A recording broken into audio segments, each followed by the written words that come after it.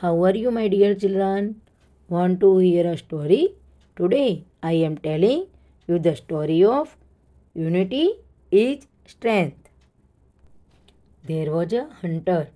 He set up his net under a big banyan tree. He threw some rice there. Some pigeons saw the grains of rice and went down to eat them. They got trapped in the net. They tried to get out of it but couldn't. The hunter was happy. He said, "Wow, so many pigeons." The pigeons were helpless. But the wise king of the pigeons said, "We should all fly together. The net will also fly with us." All the pigeons said, "Yes, let's do so." The king said, "One, two, and three."